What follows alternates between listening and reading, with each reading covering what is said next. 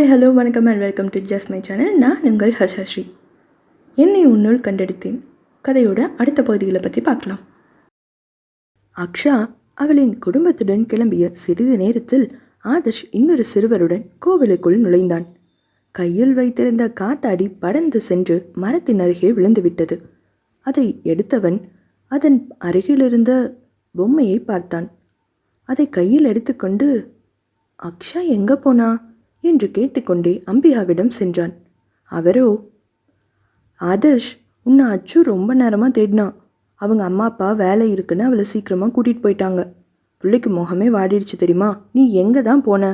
சொல்லிட்டு போக மாட்டியா என்று கேட்க அவன் பாவமாக முகத்தை வைத்து கொண்டு கையில் இருந்த காத்தாடியை அவரிடம் காட்டி, அச்சு காத்தாடி வேணும்னு கேட்டான் ஆண்டி. இங்கே யார்கிட்டேயுமே எக்ஸ்ட்ரா இல்லை. அதுதான் பக்கத்தில் இருந்த பையனை கூட்டிகிட்டு போய் அவங்க வீட்டில் இன்னொன்று இருக்குன்னு சொன்னான். அதை எடுத்துகிட்டு வரதுக்காக போனான்.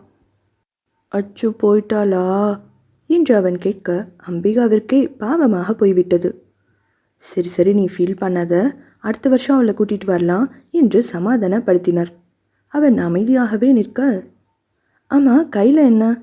இந்த பொம்மை அச்சு தானே எடுத்துகிட்டு போனா என்று அவனிடமே கேட்க, தெரியல ஆண்டி, அந்த மரத்துக்கிட்ட கீழே இருந்தது. அச்சு அவங்க மாமா கிட்ட கொடுத்து வண்டியில் வைக்க சொல்லிட்டு தான் உன்னை தேட போனா. சரி விடு, அவங்க லக்கேஜ் எடுத்து வைக்கும்போது தெரியாமல் ஏதாவது கீழே விழுந்திருக்கும். நான் தான் சொல்கிறேன்ல கண்ணா, நாம் அவளை அடுத்த வருஷம் கண்டிப்பாக கூட்டிகிட்டு வரலாம். இன்னும் 2 நாள் சேர்த்தியே இருக்க சொல்லலாம், சரியா? நாம் இப்போவே போய் அச்சுவை கூட்டிகிட்டு வரலாமா? இதை கேட்டு அம்பிகா சிரித்து விட்டு, உனக்கும் ஸ்கூல் இருக்குது, அச்சு பாப்புவும் படிக்கணும்ல. ரொம்ப நாள் லீவ் போட்டால் மிஸ்ஸும் திட்டுவாங்க தானே. அச்சு திட்டு வாங்கினா அடி வாங்கினா உனக்கு ஓகேவா என்று கேட்க ஆதர்ஷ் வாடிய முகத்துடன், இல்லை வேண்டாம், ஆனால் அடுத்த வருஷம் கண்டிப்பாக அச்சு வருவாள்ல என மீண்டும் கேட்டு உறுதி செய்து கொண்டு அங்கிருந்து நகர்ந்தான். ஆனால் அடுத்து மிகவும் அமைதியாகி விட்டான். அன்றே ஊருக்கு கிளம்ப வேண்டும் என்று கூறிய அவர்களின் பெற்றோர்களும் வந்து அழைத்து சென்றனர். அம்பிகாவுக்குத்தான் மிகவும் கஷ்டமாக இருந்தது. பின் வீட்டிற்கு சென்று அம்மா சித்தியிடம் ஆதர்ஷ் அச்சுவை பற்றி சொல்லிக்கொண்டே இருந்தான். அச்சு என்கிட்ட சொல்லாமலே போயிட்டா என்று புலம்பவும் செய்தான். அவர்களோ, நீ எங்கே போனேன்னு தெரியாமல் அவள் எவ்வளோ நேரம் தேடி இருக்கா. அம்பிகா ஆண்டி சொன்னாங்கல்ல, அவகிட்ட நீ ஏன் சொல்லாமல் போன? பாப்புவும் ஃபீல் பண்ணியிருப்பாள்ல. பொம்மை கூட அவள் வச்சுக்கிட்டே தானே சுற்றுனா, நீயே பார்த்து தானே. அவங்க வீட்டில் யார்கிட்டேயோ கொடுத்து தானே அவங்க மிஸ் பண்ணிட்டாங்க. இதில் அச்சு என்ன பண்ணுவா சொல்லு என்று கல்யாணி ஆதர்ஷிடம் கேள்வி கேட்டு சமாதானப்படுத்த புரிந்து கொண்ட அவனும், கரெக்டு தான், அச்சு பாப்பா மேலே தப்பில்லை என்றான். ஆனாலும் அவன் வாடிய முகமாகவே இருக்க, ஆதர்ஷ் கண்ணா, இங்கே பாருங்க, எதுக்கு இப்போ முகம் இப்படி வாடி இருக்கு? அச்சு பாப்பாவுக்கு நீ இப்படி இருந்தால் பிடிக்குமா சொல்லு? சுத்தமாக பிடிக்காது. அவள் நாங்கள் விளையாடிட்டு இருக்கும்போதே நான் அவளை கேமில் நான் சொன்ன மாதிரி அவள் விளையாடாமல் மாற்றி விளையாண்டான்னு கோச்சுக்கிட்டேன். அப்போ அச்சு சொன்னான், தர்ஷு, நீ ஏன் சில நேரம் முறைக்கிற கோச்சுக்கிற, நீ எப்போவுமே சிரிச்சுக்கிட்டே இருந்தால் தான் எனக்கு ரொம்ப பிடிச்சிருக்குன்னு சொன்னான் என்று கூறியதும் கல்யாணியும் புன்னகைத்து விட்டு, ஸோ நீ எப்போவுமே சிரிச்சுக்கிட்டே இருந்தால் தானே அச்சு பாப்பா உன்னை சீக்கிரம் மீட் பண்ண வருவா? இனிமேல் நீ ஜாலியாகவே இருப்பியா என்று கேட்க ஆதர்ஷும் சிறிது நேரத்தில் சகஜ நிலைக்கு திரும்பிவிட்டான். ஊருக்கு வந்த அக்ஷாவும் அழுது அழுது 2 நாட்கள் காய்ச்சலில் வாடிவிட பின் கொஞ்சம் கொஞ்சமாக மீண்டு வந்தாள். இருப்பினும் தர்ஷு பற்றி இவர்கள் விளையாடியது பற்றி எல்லாமே கூறிக்கொண்டே இருந்தாள். கிருஷ்ணர் கதைகள் அதிகம் விரும்பி கேட்பாள். அவன் அளித்த பொம்மை வேண்டும் என்று கடைக்கடையாக அனைவரையும் அலைய விட்டு தேடினாள். இப்படியே அவளின் நினைவுகள் அனைத்தும் தர்ஷுவை சுற்றியே இருந்தது. அவ்வப்போது, எப்போ கோவிலுக்கு போவோம், எப்போ தர்ஷுவை பார்ப்போம் என்று மற்றவர்களிடம் கேட்க, அடுத்த வருஷம்தான் என்று அவளை அடக்கினர். ஆனால் சூழ்நிலை காரணமாக அந்த வருடம் அக்ஷாவின் குடும்பத்தினரால் கோவிலுக்கு போக முடியவில்லை.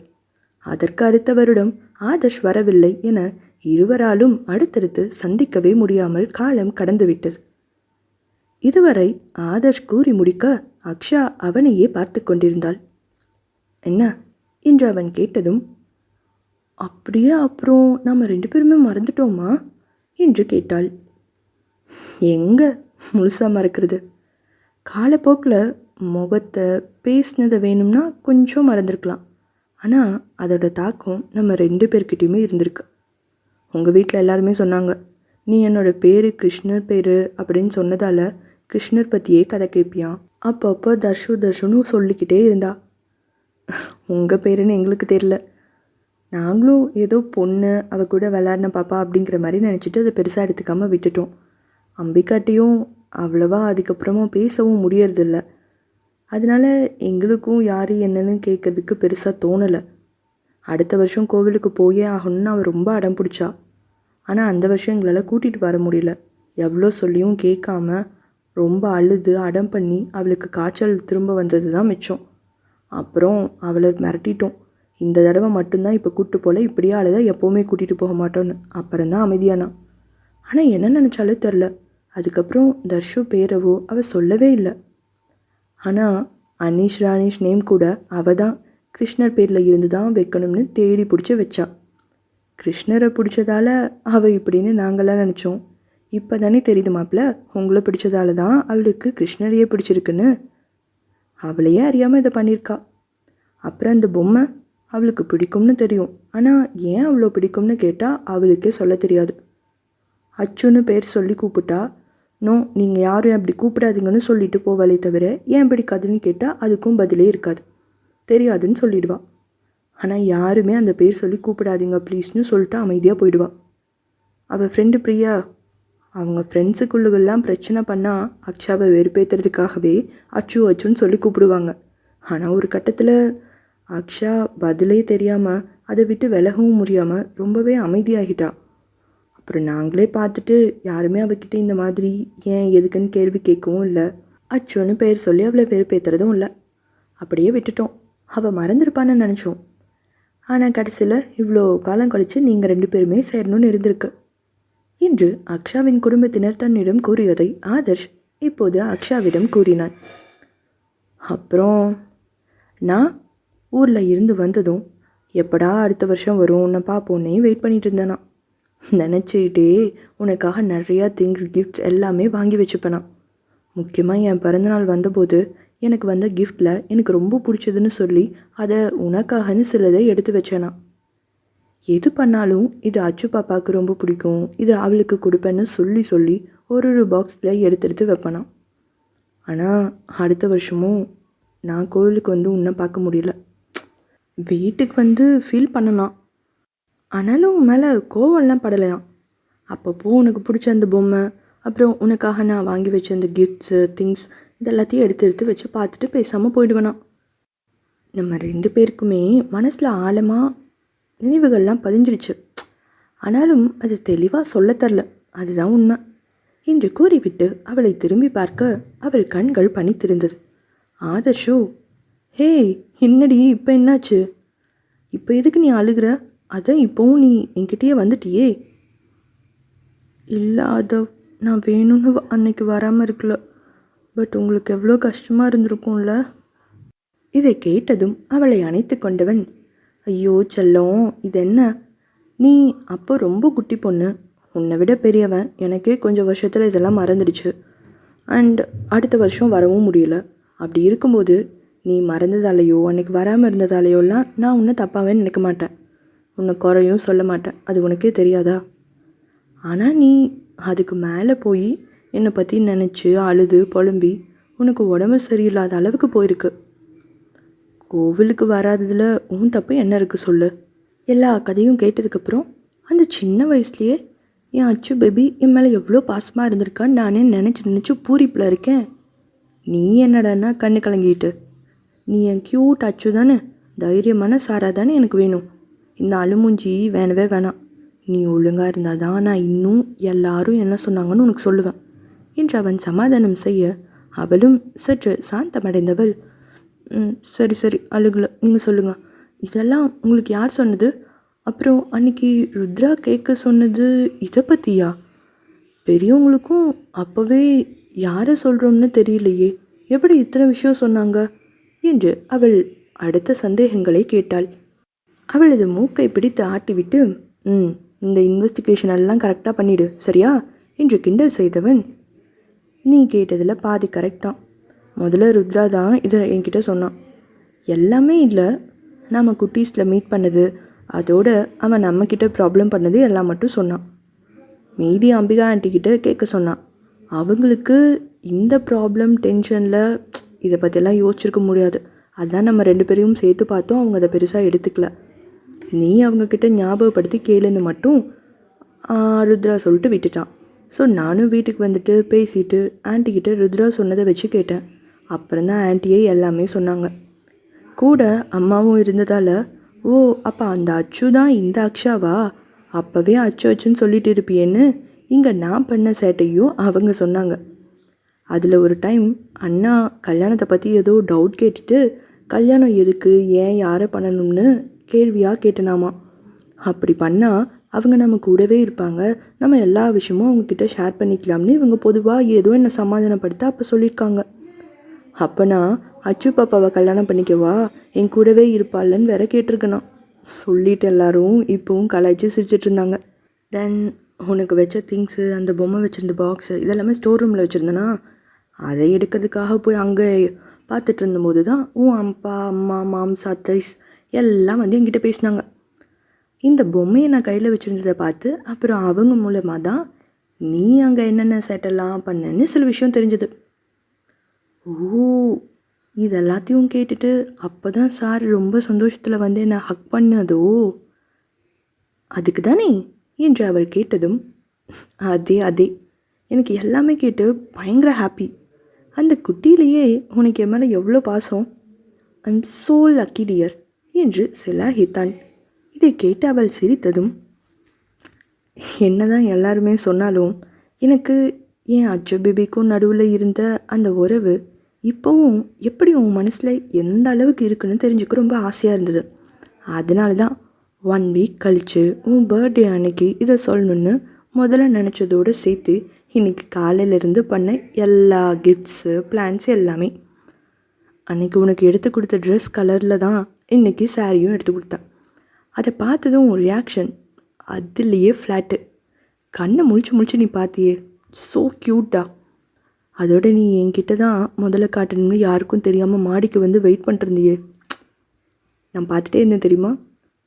ஏ ஃப்ராடு, எங்கேயோ நின்று பார்த்தீங்களா, வந்து ஒரு வார்த்தை நல்லா இருக்குன்னு சொல்லியிருக்கலாம்ல. நான் நீங்கள் தான் முதல்ல பார்க்கலன்னு ஃபீல் பண்ணிகிட்டே இருந்தேன் தெரியுமா என்று அக்ஷா முகம் சுருக்கி கேட்க, தெரியுமே, கீழே நீ வந்தும் என்னை எட்டி எட்டி பார்த்துக்கிட்டே தானே இருந்த, நான் உள்ளேருந்து உன்னை பார்த்தனே. அக்ஷா அவனை செல்லமாக அடித்துவிட்டு, நீங்கள் உள்ளே சமைச்சிட்டு இருந்தீங்கன்னு தானே எல்லாருமே சொன்னாங்க. அவனும் சிரித்து கொண்டே, அதையெல்லாம் அப்போவே முடிச்சிட்டேன். உன்னை தவிர நம்ம வீட்டில் எல்லாருக்குமே இந்த விஷயம் தெரியும். ஸோ எல்லோரும் எனக்கு சப்போர்ட். உன்னோட ஒரு ரியாக்ஷனும் எனக்கு எவ்வளோ பெரிய கிஃப்ட் தெரியுமா. மிஸ் பண்ணது எல்லாமே திரும்ப கிடைச்ச மாதிரி ஒரு ஃபீல். இதோ இப்போ கூட நீ முகத்தை சுருக்கி பார்க்குறியே, இதுக்காக தான். இதை பார்க்கணுன்னு தான் சில நேரம் உன்னை வெறுப்பேற்றினது, யோசிக்க வச்சது எல்லாமே கூட. எல்லாரும் சொன்னதை வச்சு யோசிக்கிறத விட திரும்ப அது நம்ம கண்ணு முன்னாடி நடந்தால் நமக்கு இன்னும் ஈஸியாக ஞாபகம் இருக்கும்ல. அதோட எனக்கு மறுபடியும் உன்னோட அந்த குட்டி குட்டி ரியாக்ஷன்ஸ் எல்லாமே பார்க்கணுன்னு ஆசைப்பட்டேன். அதுதான் இன்றைக்கி நடந்துச்சு. உனக்கு பால் கொழுக்கட்டை ஊட்டி விடும்போது சூடாக ஊட்டி விட்டதே அதுக்கு தான். நீ திருன்னு முழிச்சியே. எனக்கு அந்த குட்டி அச்சு அப்படியே தெரிஞ்சா தெரியுமா. பூ வாங்கும்போது அன்னைக்கு இருந்த மாதிரியே ரோஸா இல்லை மல்லிகை பூவான்னு 2ஐயும் நீ பார்த்துட்டு நின்னது. அன்றைக்கி 2மே உனக்கு கொடுக்க சொல்லியும் அது நடக்கலை. ஏன்னா நீ குட்டி பாப்பாவா, முடி கொஞ்சமாக தான் இருக்குன்னு சொல்லிட்டாங்க. ஆனால் இன்றைக்கி அந்த பிரச்சனை இல்லைல்ல. ஸோ அதையும் தீர்த்து வச்சாச்சு. உன்னை வெளியில் கூட்டிகிட்டு போனது ஒரு நிமிஷமும் உன்னோட ஹாப்பினஸ்ஸை, உன்னோட அந்த ஆனந்த அதிர்ச்சி ரியாக்ஷன்ஸை எல்லாமே என்னால் ரசிக்காமல் இருக்கவே முடியல சாரா. எல்லாத்துக்கும் மேலே அந்த பொம்மையை நீ கையில் வாங்கும்போது, அப்புறம் உன்னை அச்சுன்னு கூப்பிட்ட போதும் நீ என்னை பார்த்தியே, என்னோடய சந்தோஷத்துக்கு அளவே இல்லை. அதனால்தான் அப்போவே சரி எல்லோரும் சாப்பிட போங்கன்னு எல்லாரையும் துரத்தி விட்டுட்டு உன்னை இங்கே கூட்டிகிட்டு வந்துட்டேன். எப்படியும் நீ தூங்க மாட்டேன்னு தெரியும். மேடம் உடனே வந்ததுமே இதுக்கு மேலே வெயிட் பண்ண முடியாதுன்னு தான் எல்லா கதையும் சொல்லிட்டேன். ஓ, அப்போ என் பர்த்டே எப்படி தெரிஞ்சுது? அண்ட் பைக்கில் போகணும்னு நினச்சது? பர்த்டே நீ குட்டியில் ஊருக்கு வந்திருந்த போது சொன்ன எனக்கு இன்னும் 15 டேஸில் பர்த்டேன்னு. ஆன்ட்டிக்கிட்ட பேசிட்டு கதை எல்லாமே கேட்டதுக்கப்புறம் ஒரு டவுட், எப்போ இந்த கோவில் ஃபங்க்ஷனில் நடந்ததுன்னு கேட்டான். இதே மாதம்தான் நடந்ததுன்னு டேட் சொன்னாங்க. அதோட அப்போவும் பிறந்தநாள் வரப்போகுதுன்னு தான் உனக்கு ட்ரெஸ் எடுத்தோம்னு எல்லாத்தையும் சொன்னாங்க. அதனால்தான் டேட்டை கால்குலேட் பண்ணி இந்த பிறந்த நாளுக்கு நானே உனக்கு எடுத்து கொடுக்கணும்னு நினச்சேன். அண்ட் அந்த பைக் விஷயம் அது எதேச்சியாக நடந்தது. எனக்கும் ராயல் என்ஃபீல்டு ரொம்ப பிடிக்கும், அதனால தான் எடுத்துகிட்டு வந்தேன். உங்களை என்ன பண்ணுறதோ அதை எல்லாமே ரீவைண்ட் பண்ணி பார்த்துட்டு இருந்தீங்களாக்கும் என்று அவள் செல்லமாக கிண்டல் செய்து கேட்க, இருக்கலாம். அன்னைக்கு நான் பண்ண தப்பு, மிஸ் பண்ண எல்லாத்தையுமே இந்த தடவை சரி பண்ணிட்டேன்ல, அதுக்காக கூட இதெல்லாம் நடந்திருக்கலாம். கொஞ்சம் மேஜிக்காக கூட இருக்குல்ல. அப்படியா? எந்த அளவுக்கு சார் சரி பண்ணீங்க? என்னவெல்லாம் மேஜிக் நடந்தது சொல்லுங்கள் பார்க்கலாம் என்று யோசித்தவன், நாம் ஃபஸ்ட் டைம் மீட் பண்ணது உனக்கு ஞாபகம் இருக்கா? குழந்தைல இல்லை, இப்போது பெரியவங்களானதும். ஊட்டியில் தோட்டத்தில் நான் குட்டீஸுங்களோட விளையாடிட்டு ஓடி வந்தேன். உங்களை கவனிக்காமல் விழுக போனேன். நீங்கள் என்ன விழாமல் பிடிச்சிக்கிட்டீங்க. அப்போ தான் முதல்ல பார்த்தது என்று அவள் கூறி முடிக்கும் போதே அவள் விழி விரித்து அவனை பார்த்தாள். அட ஆமாம்ல, நம்ம சின்னவங்களாக இருக்கும்போதும் அப்படி தோட்டத்தில் தானே ஃபஸ்ட் டைம் பார்த்தோம். இதை கேட்டு சிரித்த அவனும், அது மட்டும் இல்லை, குட்டியாக இருக்கும்போது நீ என்னை பார்க்க ஓடி வந்து கீழே விழுந்துட்ட. அப்போ நான் உன்னை விழாமல் பார்த்துக்கல. ஆனால் இப்போ பெரியவங்களானதும் அது சரியாகிடுச்சுல்ல. நீ மிஸ் பண்ண, உன்னை ஃபீல் பண்ண வச்ச அந்த பொம்மையை திரும்ப உனக்கே பத்திரமா நானும் கொடுத்துட்டேன். குட்டீஸில் உன்கிட்ட நான் சொல்லாமல் அன்றைக்கி கிளம்புனது தான் தப்பு. அடுத்து நாம் பார்க்க முடியாமலே போயிடுச்சு. சொல்லிட்டு போயிருந்தா கண்டிப்பாக மிஸ் பண்ணியிருக்க மாட்டேன். ஆனால் இந்த தடவை இங்கே நான் வரும்போது உன்கிட்ட சொல்லிட்டு தான் வந்தேன். எனக்காக ஒரு தீர்க்கான ஒரு நினப்பு என் மனசில் ஓடிட்டே இருந்தது. அதுவே உன்னை சீக்கிரம் என்கிட்ட கூட்டிகிட்டும் வந்துடுச்சு. இனிமேலும் அப்படி தான், உன்கிட்ட சொல்லாமல் உன்னை விட்டுட்டு நான் எங்கேயும் போக மாட்டேன் என இன்னும் சில விஷயங்களை நினைவுபடுத்தி பார்த்தவர்கள், அப்பா, என்னால் இந்த மொமெண்ட், இந்த சந்தோஷத்தை வெறும் வார்த்தைகளால் எக்ஸ்ப்ரெஸ் பண்ணவே முடியல தெரியுமா. என் அஜு, என் சாரா, என் லைஃப், என் லவ் எல்லாமே எனக்கு திரும்ப ஒன்றா கிடச்சிருக்கு. என் ஒய்ஃபாக நீ என் வாழ்க்கை முழுக்க இருக்க போகிற என்று அவன் மகிழ்ச்சியில் கத்த, அவன் அன்பில் தன்னை மறந்து பார்த்தவள் புன்னகையுடன் அவன் தோளில் சாய்ந்து கொண்டாள். முகத்தை மட்டும் மேலே பார்த்து, சரி, ருத்ரா கொடுத்த அந்த கிஃப்டில் என்ன இருக்குது என்று அவள் கேட்டதும் அவளை ஓரமாக திரும்பி பார்த்தவன், என்கிட்ட கேட்டால் எனக்கு என்ன தெரியும்?